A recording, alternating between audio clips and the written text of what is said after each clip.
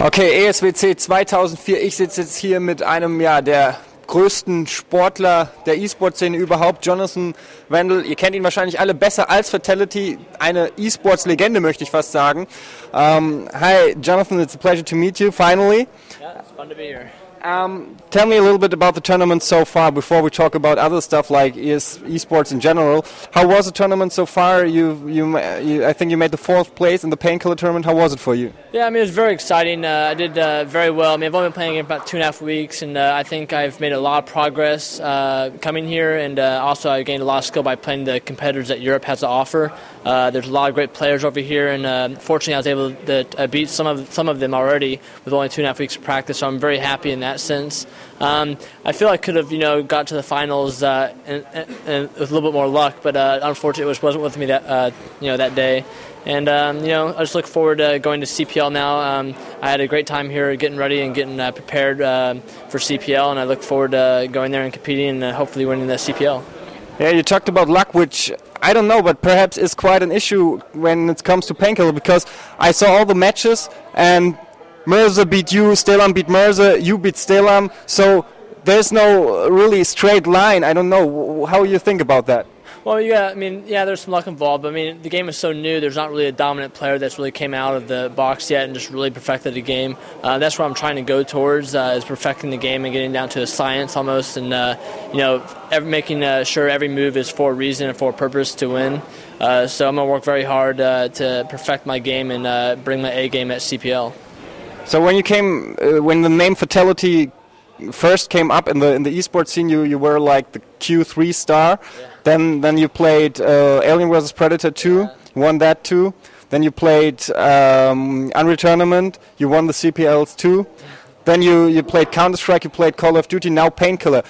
How hard is it for you to adapt to new games? Is it hard, or are you experienced enough for you to switch easily? It's very easy for me to switch to different FPS games just because I have so much experience from playing Wolfenstein 3D back in 1993 to Doom, the Doom 2, then the Quake 1, and I played a lot of different versions of like kind of sniper games like Team Fortress and so on. So I have a lot of experience of playing overall gaming. So when I switched to CS, when I switched to Call of Duty, it was actually very easy, and it was very easy for me to pick up. Of course, coming into a game late is not so good as coming in at the very beginning because you're trying to play catch-up, which I'm able to catch up. It just takes a little bit longer to come to my full potential. But coming to Painkiller, I've only been playing 2.5 weeks, and I think it shows, with only 2.5 weeks of practice, I can compete at the highest level. So I can't wait to, get 2 months in.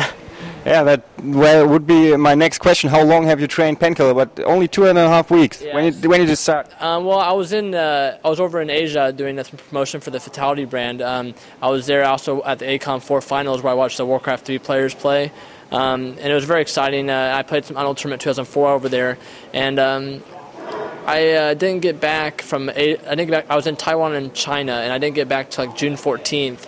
And I didn't get back home in time to start practicing until June 18th. That's why I document when I actually play. And June 18th was the first day I played. And I've been playing about 5 hours a day, probably on average. It's really hard because there's not a whole lot of gamers that actually play Painkiller in the U.S. yet. I think it's growing more and more every day. But right now it's just 5 hours a day, pretty much on average. And it's only been 2.5 weeks. So June 18th till now, I'm doing very well, placed in top 4. I'm pretty happy in a lot of ways, but I think I could have done better. Yeah. We will see that on CPL in Dallas, I guess. Definitely with a month of practice, I hope I can do better. You just told us you're practicing like 5 hours a day for the Painkiller Tournament. When it comes to a game, how much do you think is practice? I mean, you're the one who made the famous sentence, practice, practice, practice, which is quoted quite a lot in the internet. But how much is skill? Because I think there are quite some people that play a lot more than you, but they don't manage it. Definitely there's also a lot of skill and a lot of hand-eye coordination, reflexes, timing, smarts, just being a wise person. You have to be very clever about how you attack an opponent and how you outthink an opponent. That's why I say like a lot of these people that play and compete at the highest level and finish top 4 at events, they're all previous athletes in some form. Zen, my practice partner, was he's actually a tennis pro and teaches at a tennis club. Vu, who actually won the tournament, is a very awesome tennis player as well. And I played tennis, but I played a lot of sports growing up. Billiards is probably my most professional one I've kind of went to. But I think every player you look at that's all at the very high end of gaming is some way related to competitive gaming because they know how to win. I mean, it's not about yes, there's skill and everything involved there and a lot of practice, but if they bring all that together and they know how to win, that's how you become a winner. So, from all the games you've played, professional-wise, tell me which one is still your favorite game? Man, Quake 3 is still my favorite game. I mean, if they had tournaments, 4 or 5 times, 10 times a year, I would definitely be all over it. But unfortunately, when the CPL dropped it, and then now the World Cyber Games dropped it, and the only World Tournament every year now is, I guess, Esports World Cup, the Invitational, and then also QuakeCon. And unfortunately, to be a professional gamer, you have to be able to adapt and change games and step your game up to the next level and show that you're really diverse and compete at a lot of different games. So hopefully in the future, hopefully when Doom 3 comes out, or hopefully it'll be an awesome game. But if Quake 4 comes out, hopefully it's awesome as well. And hopefully all the leagues will stick to the game for 4 or 5 years and actually make a commitment to the gamers that, hey, we are going to use Quake 4 for the next 4 years. No joke. That's a good question. When it comes to sports, you don't see tennis changing the discipline or the rules or anything. So why don't they stick, if Quake 3 is like the perfect game, why don't they stick to Quake 3 for like 10 years or 15 years or like forever, Well, you have to understand, I think FPS games are the same discipline. It's just what type of, I think a person who plays Quake 3 can switch to Painkiller very easily. I think you just have to put your time, dedication in. But I think if everyone starts at the same time, they always will grow. Of course, I understand what you mean. I've thought of it a million times. Why can't they just stick to one game? But also, you got to realize that these games, the new games come out, better graphics, better engines, and also the games are driven by the bigger companies like Intel, AMD, NVIDIA, and ATI. So gaming has to evolve. There has to be new games come out. But I think id Software is probably the best game developer in the world. They've made some awesome games, and every game they come out with is definitely solid for LAN and online, and they definitely make a solid game. So I'm just really looking forward to Quake 4 and hopefully, and Doom 3 as well. I think QuakeCon's actually have an event for it, so might actually be up for the challenge. Yeah. So. Before we talk about the Fatal1ty brand and Fatal1ty Inc., tell us a little bit about your time you spent with Counter-Strike. You were quite successful, I guess, with iFate, and you played on the CyberX game and were able to beat your old clan Forsaken.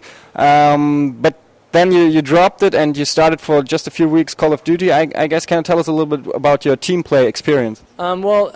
First of all, my first team experience was actually in Quake 1 when I played, more for fun, but I played in a lot of different teams, but I always got grounded when I was younger, so I never really got a chance to play a whole lot. But actually Quake 3 is when I actually took Team Deathmatch more seriously. I was in Negative Burn first, and we won Frag 3, the team tournament they had there, unofficial one.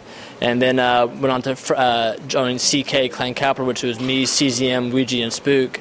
And we won Battle Top New York City against Stickman and some other top teams. And then also went to Frag 4 where we played against like Eyeballers, SK, and a lot of other top European American teams and won that as well.